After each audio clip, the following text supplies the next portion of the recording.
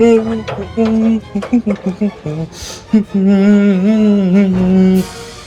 hey! Welcome to Story Lab.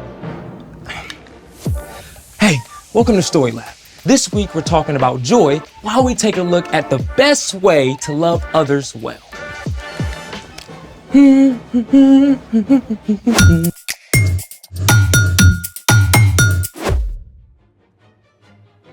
Hey, I'm Zeke. And that's Carter. And we're talking about joy, which is choosing to celebrate what God is doing. Carter. What? Oh! Hey, I'm Carter. I already said that. And we're talking about... Yep, already did that. Sorry, I just got a little carried away. You wanna let us in on your tunes? Sure thing. Ooh. What is this? Tchaikovsky's 1812 Overture. Oh, I didn't know classical music was your jam. Yeah, well, this piece uses live cannons. Wait, what? Hold the bus!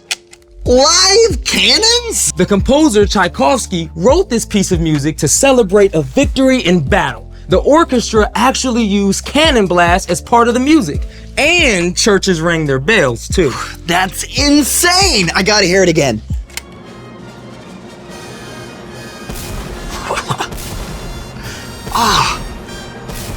So, do orchestras still use actual cannons when they play this piece?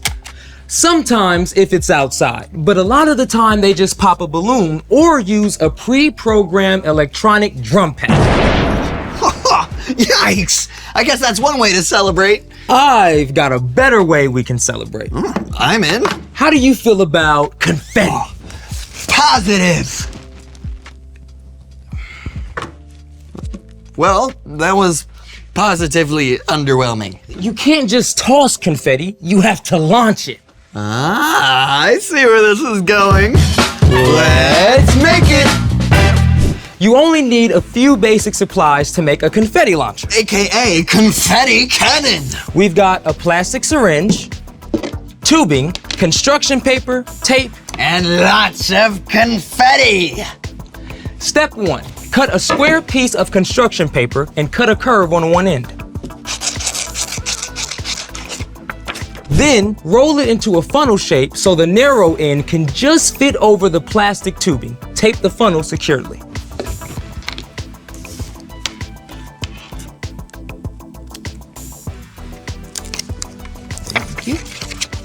Step 2. Put the funnel over the end of the plastic tubing and tape it in place. You want to make sure that the seal is airtight. Okay, whew, ready for confetti? Oh, hey, that rhymes. Ready for confetti with a Yeti who likes spaghetti? Yes, ready. All right.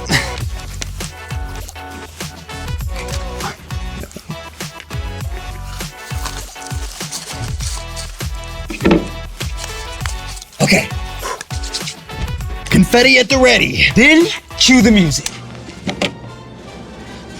Here goes.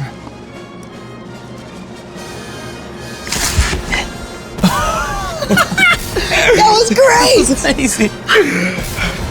Let's see it again.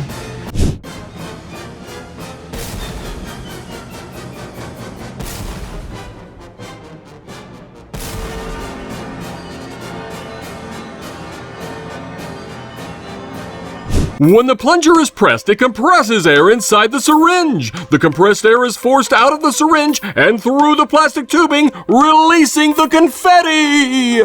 This is way cool. Can we share this with someone else? Speaking of sharing, it's time for... The story before the story. Today we're in the book of Romans, the 6th book of the New Testament. Romans is a letter written by the Apostle Paul to the believers in, you guessed it, Rome. Paul had never met these Jesus followers, but he prayed for them often and hoped to visit soon. In this letter, written while Paul was in Corinth, he encourages the believers. He clearly lays out God's grace in sending Jesus to set us free. Because of what Jesus has done for us, we can show God's love to others. Which is where our story starts. Take it away. Hey everyone, I'm Brian. The Apostle Paul traveled all over, sharing the good news about Jesus. Now, Paul covered a lot of ground, but still, he couldn't be everywhere all at once. So, when Paul started hearing about the believers in Rome, he sat down and wrote them an epic letter. I, Paul, am writing this letter.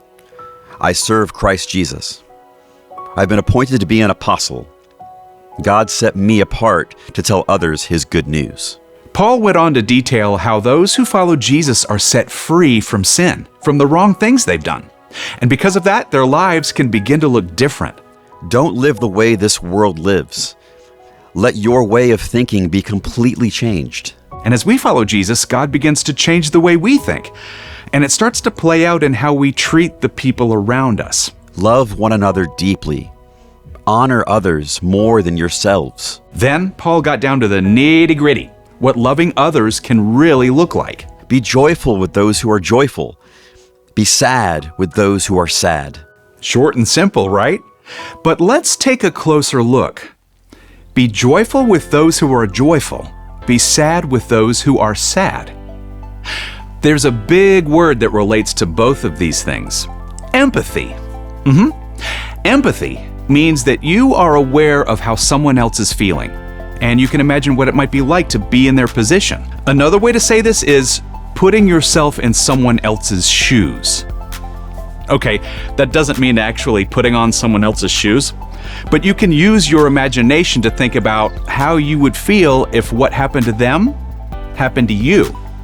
It can help you be a really good friend. When Paul told us to be joyful with those who are joyful and sad with those who are sad, he simply meant we can love others well by showing empathy. But that's not always easy. I mean, maybe your friend is really excited about their math grade, even though it doesn't seem like a big deal to you.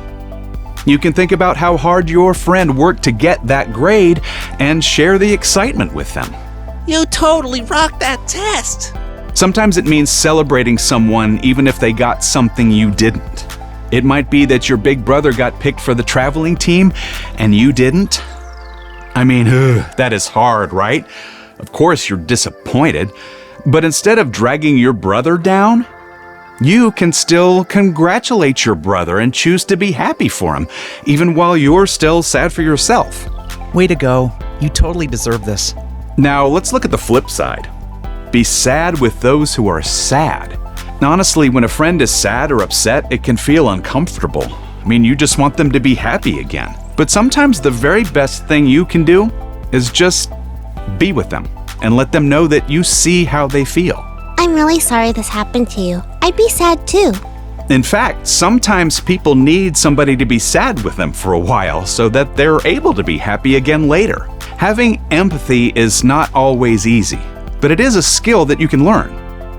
Start by paying attention to your friends' faces. If they're looking up or looking down, if they seem nervous or excited or bummed out.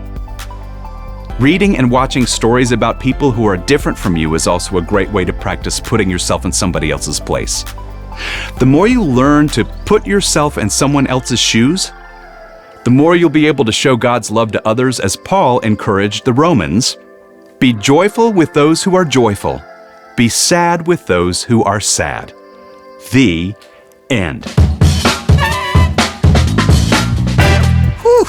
Paul left us with some pretty big shoes to fill. Shoes, huh? I see what you did there. I just love that we get to use our imaginations to put ourselves in someone else's place. Yeah, creativity, empathy, and joy, all in one. So, what's our part in the story? Our job is super simple. Practice empathy. Practice celebrating when someone you know is happy. And practice listening and being present when they're sad. If your friend makes it to the top of the rock climbing wall or decorates their first cake, Cheer them on. make a big deal of it. But if they just scraped their knee or found out they have to move away, you should be there with them just to be sad with them. Sometimes just being present with someone is the best thing you can do. That's absolutely right. Choosing to be with somebody in their sadness might even help them to be able to find joy, even if it's not right away. If empathy doesn't feel easy, ask God for help. Because empathy is God's idea. Exactly. And when we follow Jesus, we can learn to see and respond to others like Jesus. See you next time. So, here's the thing. You can help others find joy. And confetti is a great way to start, so I supersized the cannon. You ready? I'm ready. Okay, 3, 2, 1. Look at it! It's everywhere! I feel the joy, one more bro. in.